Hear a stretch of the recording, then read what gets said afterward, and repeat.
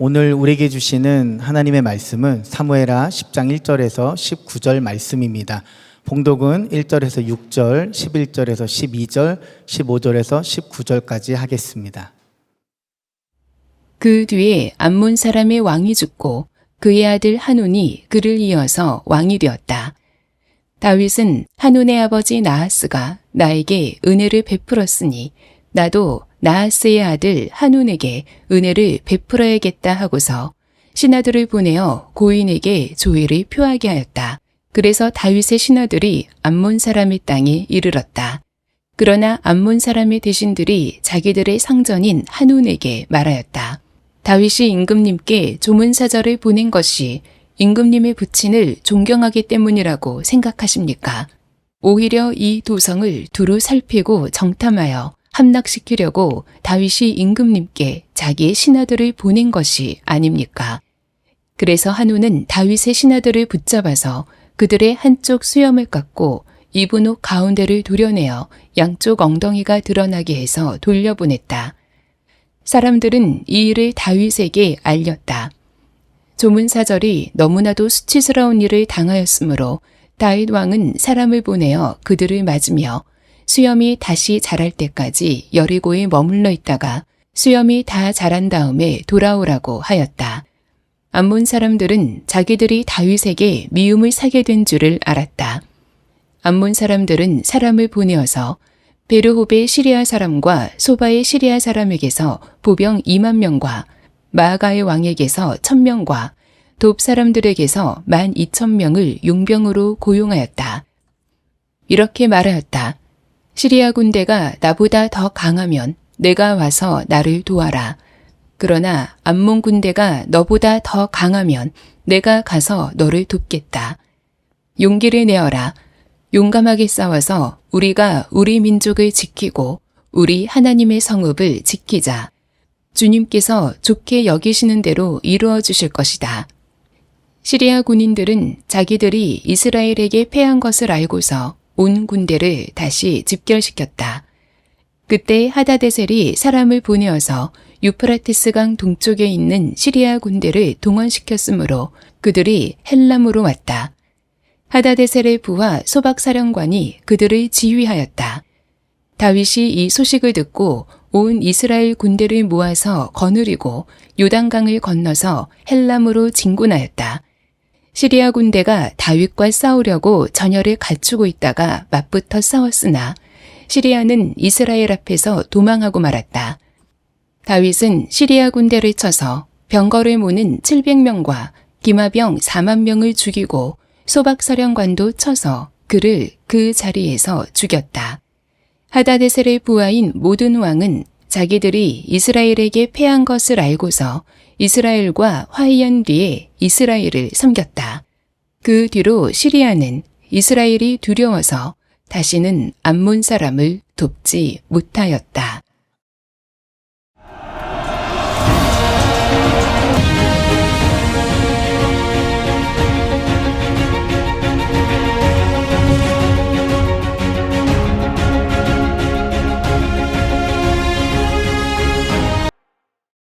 우리 오랜만에 사무엘하 하나님의 나라를 세우는 사람 12번째 시간입니다. 하닷 에셀은 쉽게 사라지지 않는다라는 제목의 말씀을 나누겠습니다. 여러분 말씀 함께 보시면 주일 말씀 적는 노트가 있습니다. 거기에 은혜를 적어 놓으시면 나중에 속해 나눔하실 때 도움이 되시겠습니다. 지난 주간은 대선이 있었습니다. 새로운 대통령이 세워졌습니다.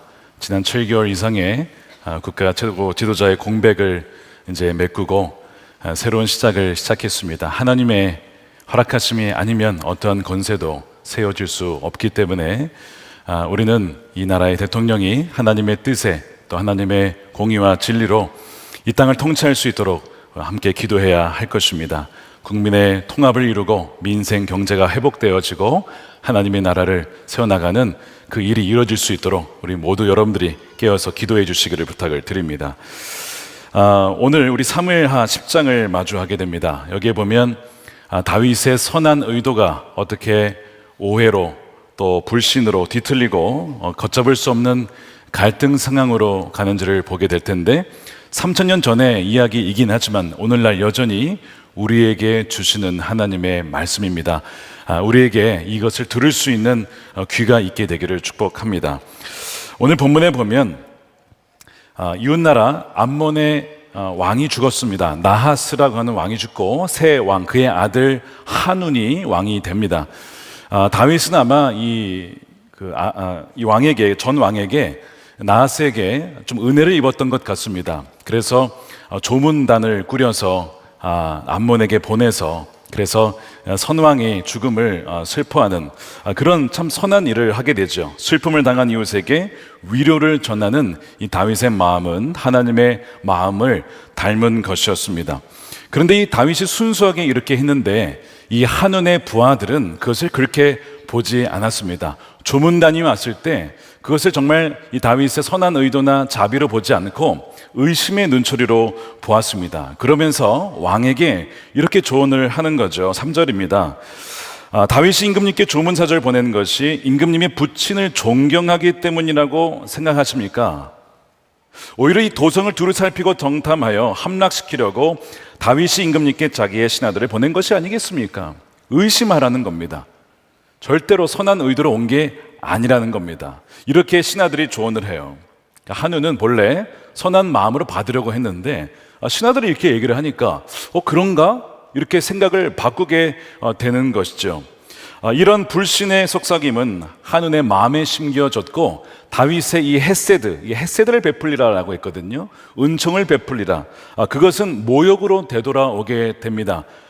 결국 다윗의 신하들은 수치를 당하고 숨을 깎이고 또한 엉덩이를 드러낸 채 그렇게 쫓김을 당하는 그런 일을 당하게 되죠.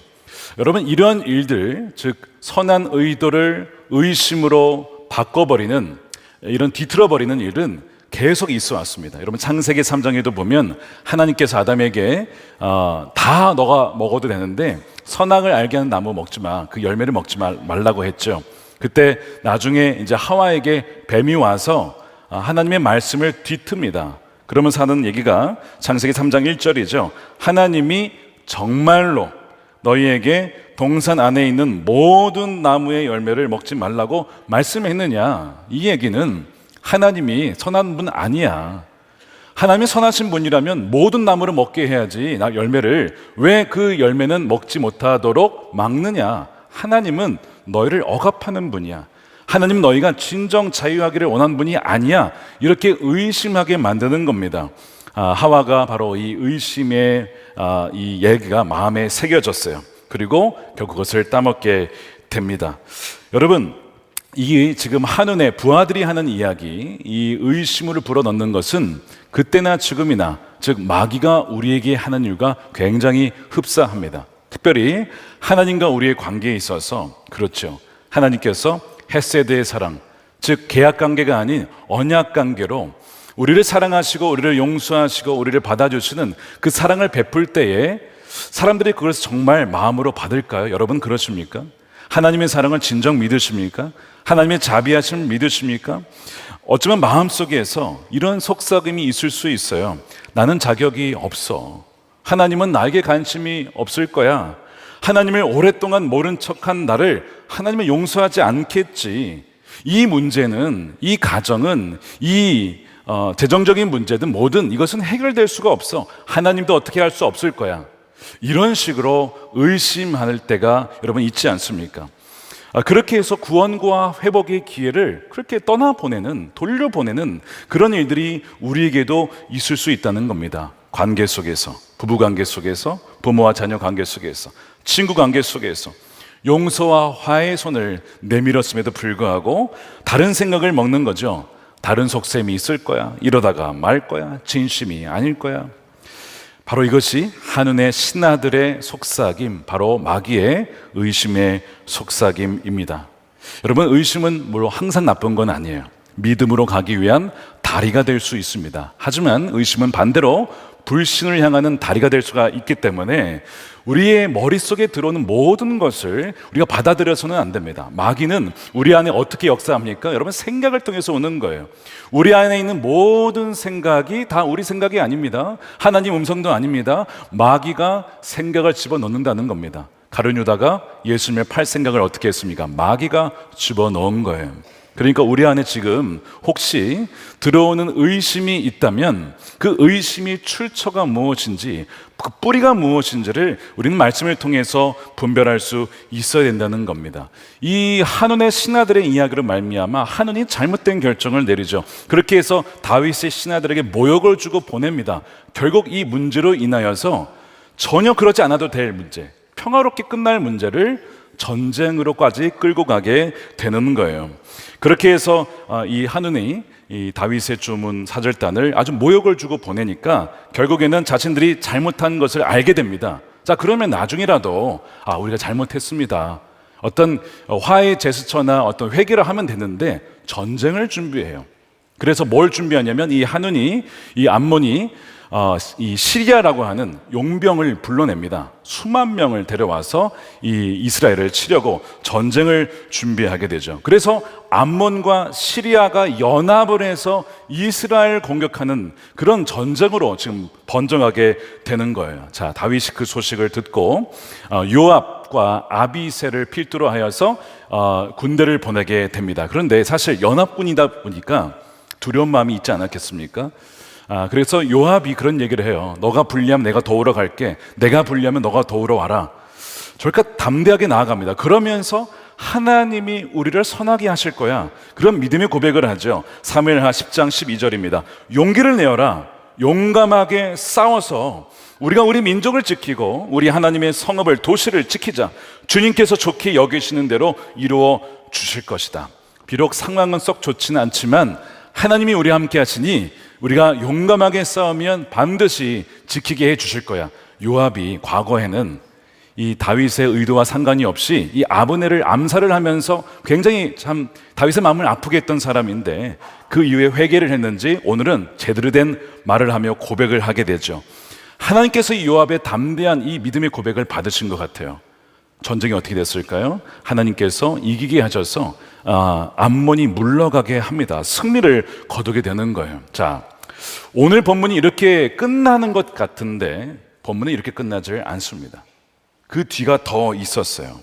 이렇게 끝나면 참 해피엔딩처럼 보이지만 이야기가 여기서 끝나지 않고 계속됩니다. 자, 15절 보십시오.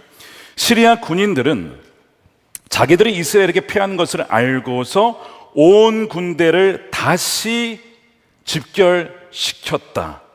그때 하닷 에셀이 사람을 보내 이프라테스 강 동쪽에 있는 시리아 군대를 동원시켰으므로 그들이 헬람으로 왔다. 이 무슨 얘기냐면, 암몬, 처음에 이스라엘과 전쟁을 시작한 암몬은 물러갔어요. 동맹군으로, 용병으로 온 시리아도 그러면 빠져야 되잖아요. 암몬이 빠졌는데 왜 시리아가 계속 전쟁을 합니까?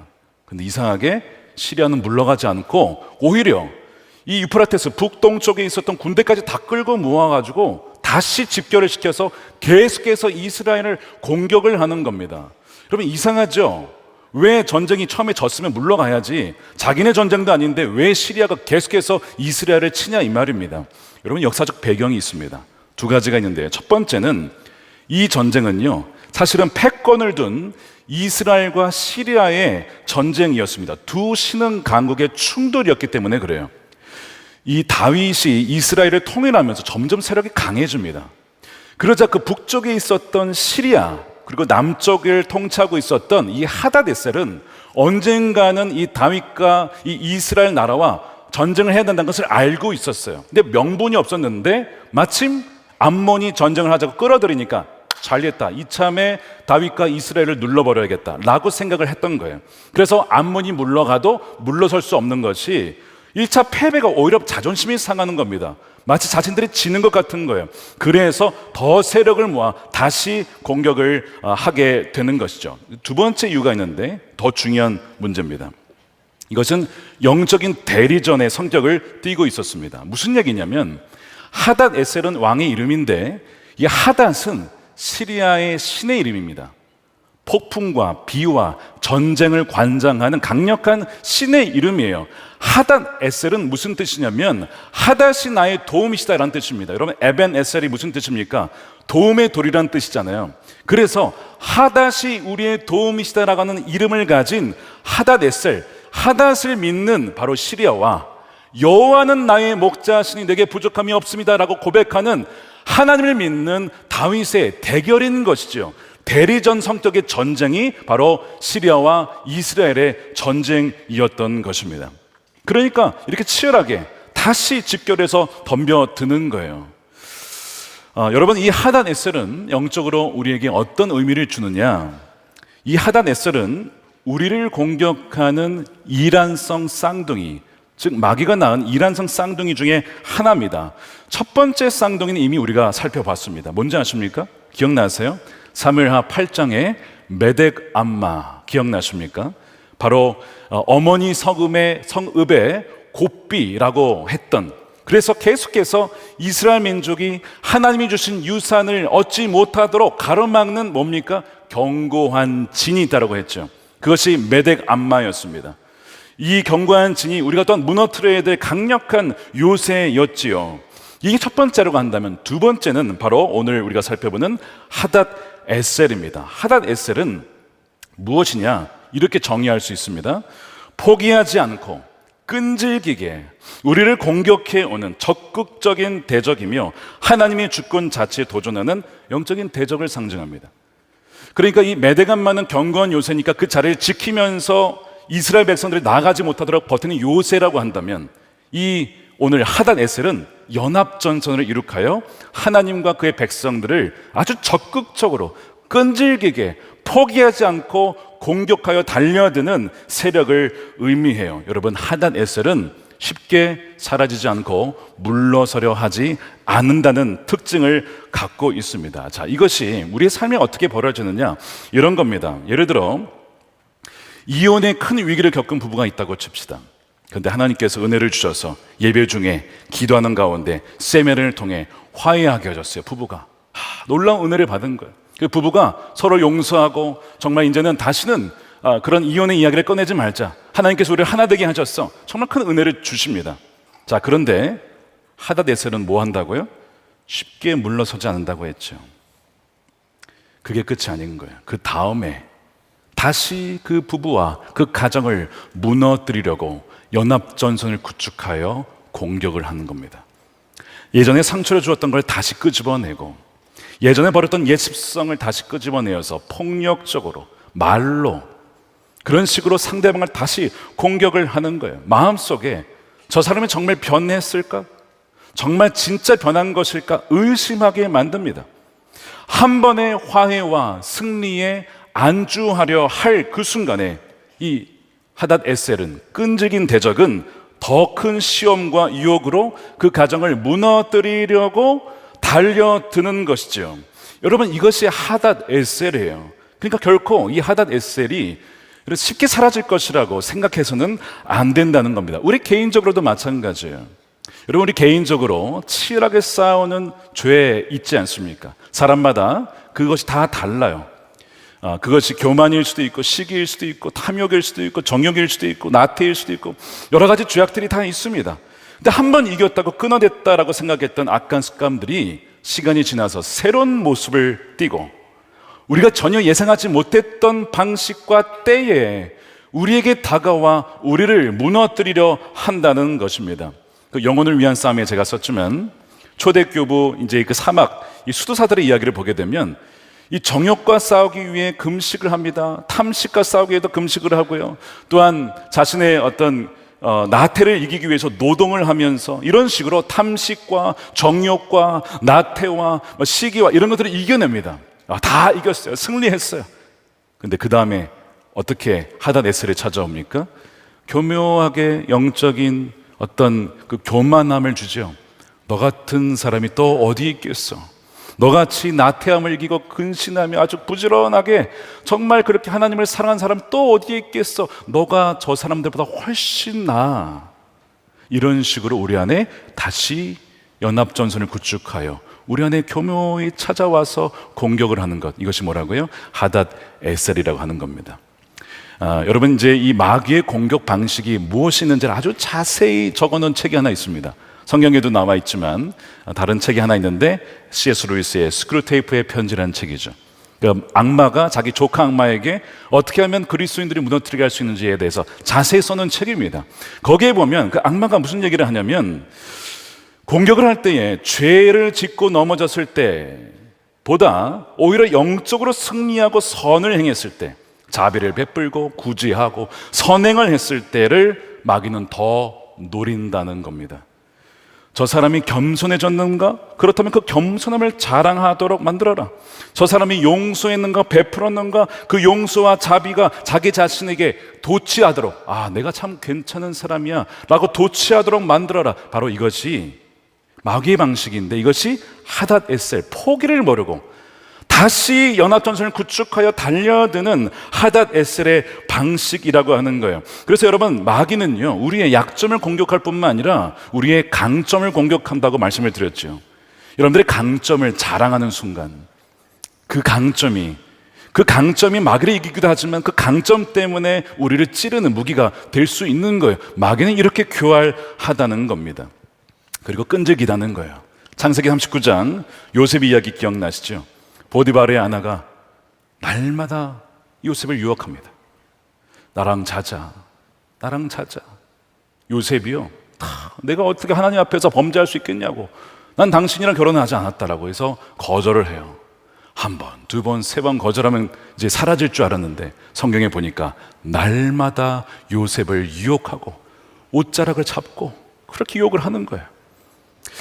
여러분, 이렇게 끈질기게 요셉을 유혹하는 거예요. 그래서 정말 지쳐 쓰러질 때까지, 이제 좀 그만해, 이제 마음을 놓을 때 혹은 방심할 때까지 기다렸다가 그 방심한 틈을 타서 들어오게 되는 겁니다. 우리가 이제 다음 주에 살펴보겠지만 다윗이 지금까지 하나님 마음에 맞는 사람을 잘 살아왔잖아요.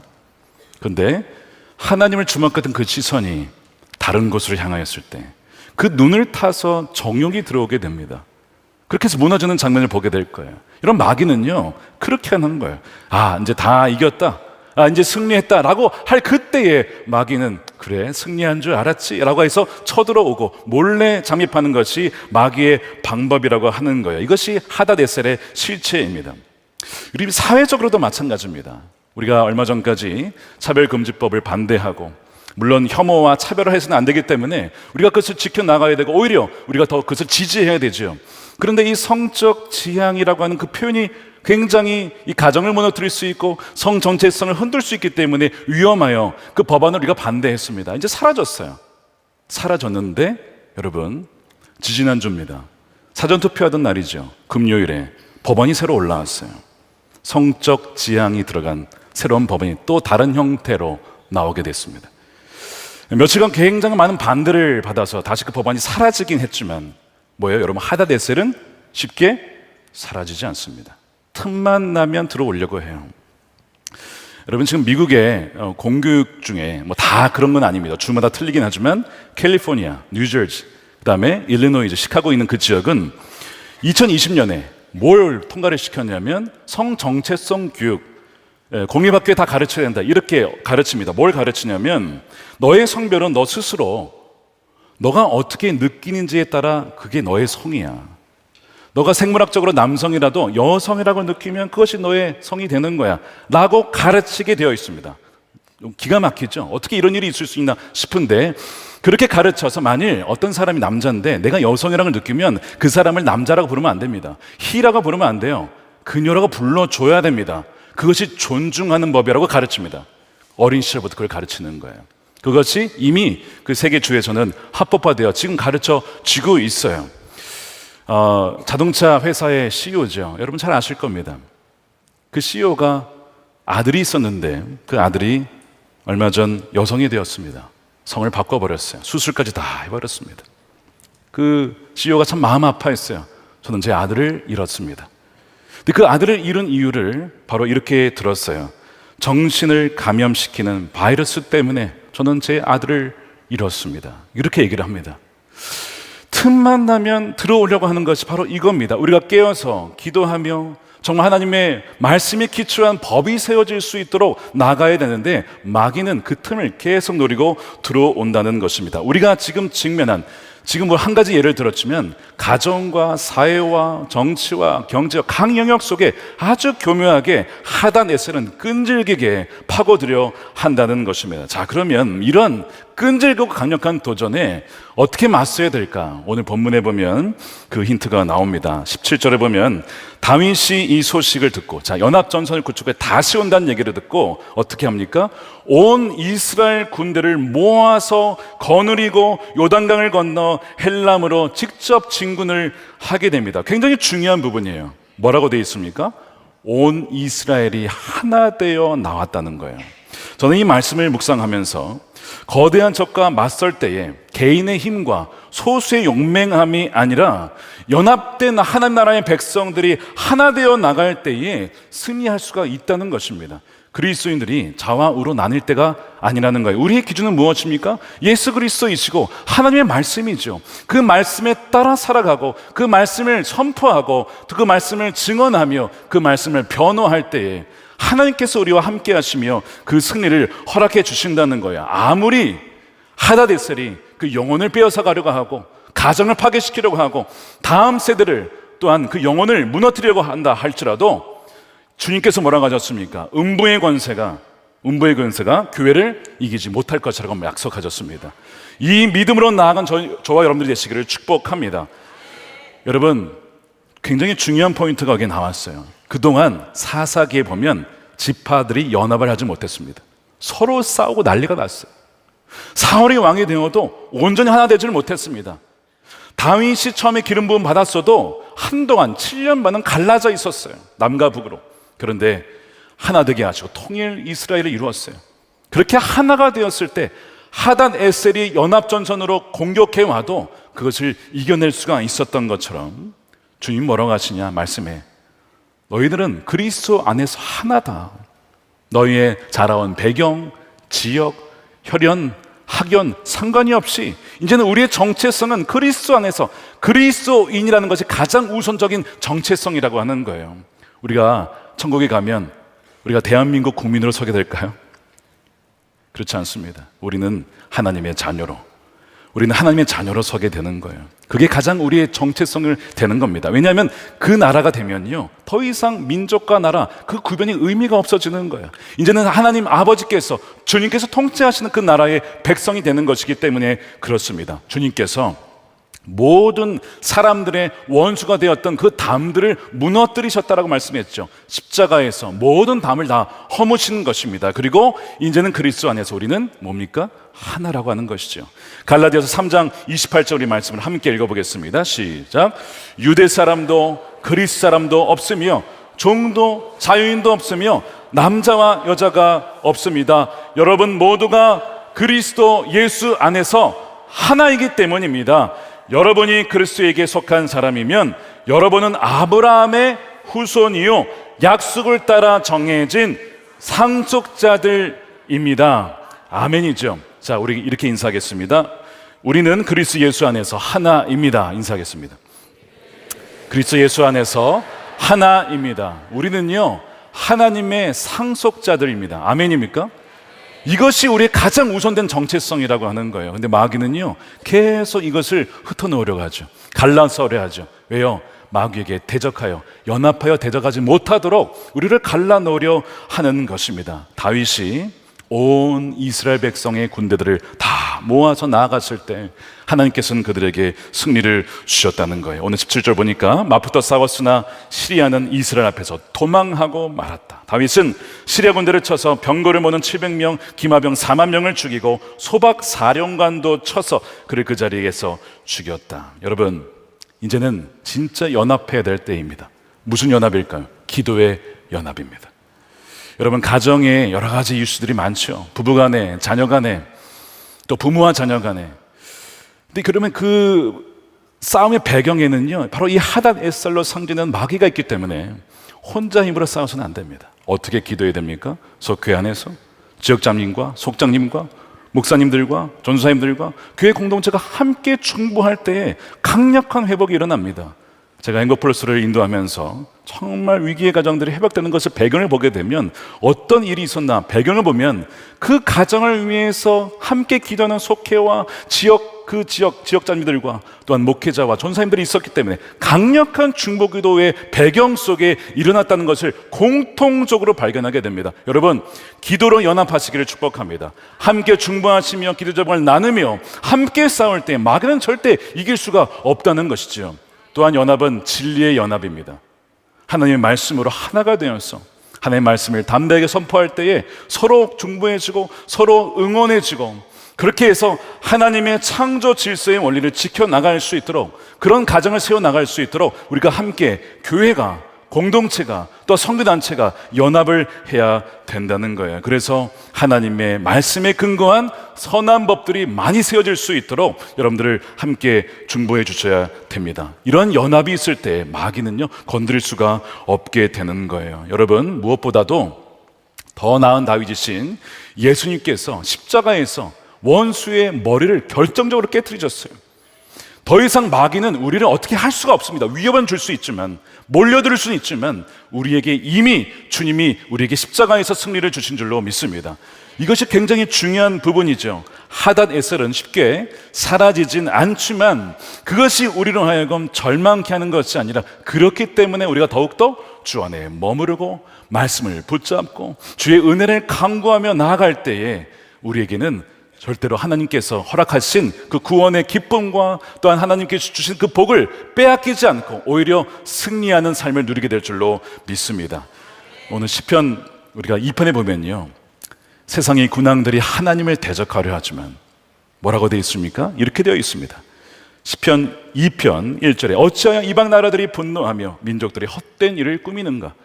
세상의 군왕들이 나서며, 하다데셀이죠, 관원들이 서로 꾀하여 여호와와 그의 기름 부음 받은 자를 대적하며 우리가 그들의 맨 것을 끊고 그의 결박을 벗어버리자 하는도다.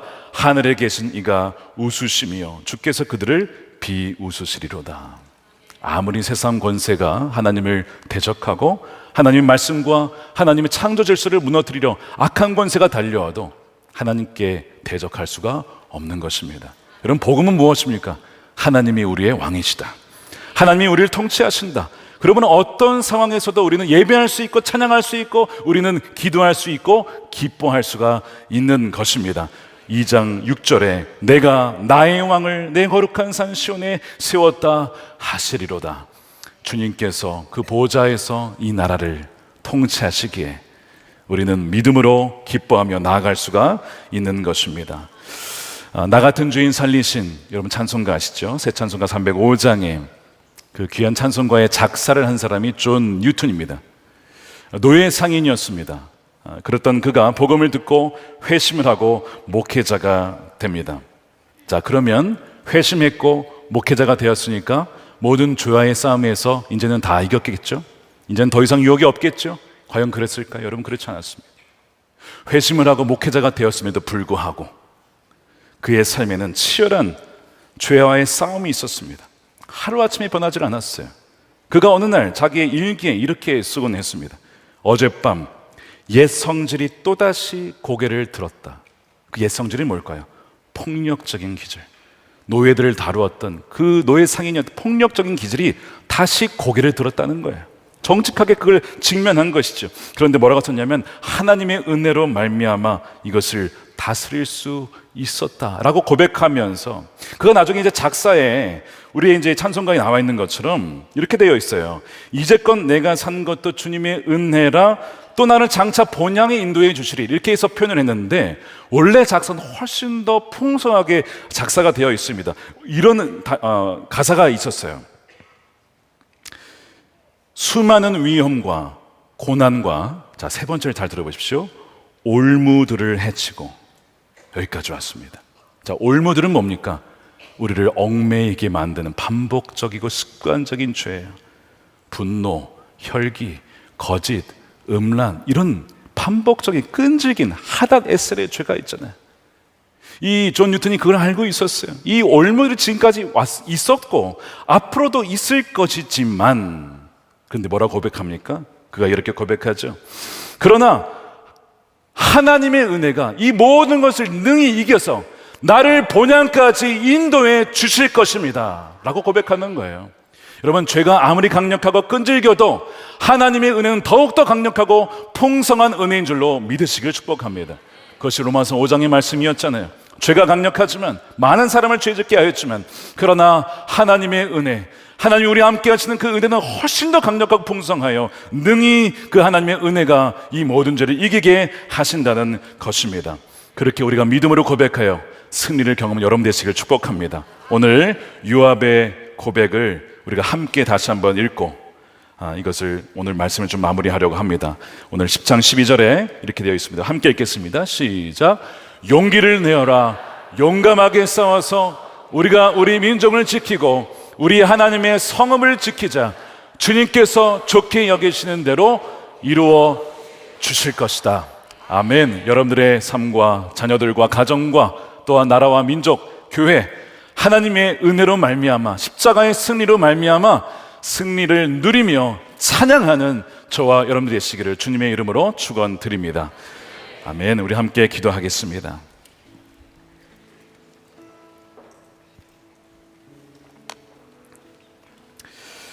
여러분들을 얽매이는 그 죄가 무엇입니까? 분명히 물리쳤다라고 생각했고 이겼다라고 했는데 다시 고개를 들며 여러분들의 인생길에 그 길 위에 덫을 놓는 그 올무들은 무엇입니까? 분노입니까? 시기입니까? 허영입니까? 정욕입니까? 탐심입니까? 무엇이든 간에 많은 올무들이 있습니다. 하닷에셀은 쉽게 사라지지 않는다는 거, 여러분 결코 방심해서는 안 돼요. 항상 주님께서는 깨어서 기도해야 된다는 말씀을 하신 이유가 바로 여기에 있습니다. 주님, 우리가 이 시간에 우리의 모든 죄악을 다시 한번 고백하며 우리의 연약함을 고백합니다. 근데 오늘의 말씀 여기서 끝나지 않았어요. 하닷에셀이 다시 연합전선을 구축하였지만 그러나 다윗이 온 이스라엘과 연합하여 하나님을 의지하여 나갔을 때에 하닷에셀은 다윗과 이스라엘을 이길 수가 없었다는 것입니다. 주님께서 우리 안에 계시고 성령께서 우리 안에 계시기에 또 하나님의 은혜가 그 주의 힘과 영향력보다 훨씬 더 강력하기 때문에 그 은혜 가운데 능히 그 죄를 이겨나가는, 하닷에셀의 공격을 이겨나가는 우리가 되게 해달라고 우리 간절한 마음으로 우리 주님 한번 부르시고 우리 동성으로 기도하겠습니다. 주여, 살아계신 아버지 하나님, 은혜와 사랑이 풍성한 아버지 하나님 감사드립니다. 거룩한 주의 백성들이 오늘 주의 전에 나와 또 오프라인으로 온라인으로 주 앞에 나왔습니다. 주님, 저들을 기억하여 주시옵소서. 또한 저희 백성들이 하나님을 기억하여 하나님 승리할 수 있도록 인도하여 주시기를 원합니다. 주님, 우리가 방심하지 않기를 원합니다. 깨어서 기도하기를 원합니다. 하닷에셀은 쉽게 물러서지 않는다고 하였습니다. 연합전선을 구축하여 끈질기게 우리를 죄로 넘어뜨리려고 분노로, 시기로, 정욕으로, 탐식으로 또한 탐욕으로 넘어지게 하려고 정말 우는 사자와 같이 계속해서 우리를 공격하며 유혹합니다. 그러나 하나님의 은혜는 그 죄보다 훨씬 더 크고 우리 옛사람은 이미 십자가에서 죽었음을 선포합니다. 주님, 십자가에서 이미 원수의 머리를 깨트리시고 결정적인 승리를 주시고 사망의 권세를 이기신 주님의 승리가 우리의 승리입니다. 주님께서 우리 안에 계시며 거룩하신 성령께서 우리 안에 계시오니 주여, 하나님의 백성들의 머리 가운데 이 시간 친히 안수하여 주셔서 주의 성령으로만 충만하게 하여 주시옵소서. 겨우 죄를 이기는 것이 아니라 어쩌다 이기는 것이 아니라 매일마다 매순간 깨어 주의 승리하며 승리를 거두는 하나님의 백성들 되게 하여 주시옵소서. 그리하여 부부관계와 가정에서 저의 삶에서 자녀들이 또한 교회와 이 나라가 진정 하나님이 기뻐하시는 나라, 가정과 백성들이 될 수 있도록 주여 인도하여 주시옵소서. 더 이상 갈등과 싸움이 없게 해주시고 다윗이 온 이스라엘 백성들을 하나로 모아 하나님을 대적하는 무리와 대결하였던 것처럼 이제는 마귀를 대적하여 그리스도를 중심으로, 말씀을 중심으로 우리 하나님의 백성들이 하나 되어지는 놀라운 역사를 허락하여 주시옵소서. 이 나라 민족도 더 이상 싸우지 아니하며 진리 가운데 굳게 서서 용서하며 화합하며 하나님을 경외하는 이 나라가 주여 되게 하여 주시옵소서. 아버지 하나님, 이 시간에 귀한 것 구별하여 11조로 감사헌금으로 성경금으로 주님께 올려드립니다. 바치는 드리는 주의 손길을 기억하여 주시고 더욱더 주의 나라를 위하여 힘있게 일할 수 있는 힘을 더하여 주시되 주여 아버지 하나님 11조 하나님께서 다 주님께서 주신 것임을 믿음으로 고백하오니 모든 것을 공급하여 주셔서 채워주시는 하나님의 은혜를 누리며 베푸는 하나님의 자녀들이 되게 하여 주시옵소서. 새로운 대통령을 세워주셨으니 주님 그에게 지혜와 총명을 더하여 주시고 온 국민을 하나 되게 하는 지혜를 더하여 주시옵시고 하나님을 경외하는 법을 알게 해주셔서 하나님의 뜻에 따라 이 나라를 통치할 수 있도록 주님 역사하여 주시옵소서. 아버지 하나님, 남과 북이 복음으로 하나 되어지고 북한에 억눌려 있는 김국기, 김정은 목사님, 최충길 선교사님, 장문석 집사님 비롯한 주여 하나님 묶여있는 자들을 자유케 하여 주시옵소서. 하나님, 복음을 증거하러 나간 팀들이 있습니다. 국내 선교, 해외 선교, 특별히 캄보디아 우리오 단기 선교팀을 기억하여 주셔서 하나님의 사랑이 그곳 가운데, 그 땅 가운데 흘려보내게 해주시고 복음이 들려지게 하여 주시고 주의 손과 발로 사랑하며 섬길 때에 그 땅도 하나님의 나라가 될 수 있도록 주님 역사하여 주시옵소서. 땅끝까지 이르러 복음을 증거하는 우리 선교사님들 또한 지켜주시며 보내는 선교사로 우리가 함께 하나님 나라를 위하여 연합할 때에 주의 오실 길을 예비하여 주님이 오시는 그날을 주여 맞이할 수 있는 우리 모두가 되게 하여 주시옵소서. 감사하며 우리 구주 예수님의 이름으로 기도드립니다. 아멘. 다 같이 일어나셔서 준비하신 예물 드리며 교회여 일어나라 함께 찬양하겠습니다.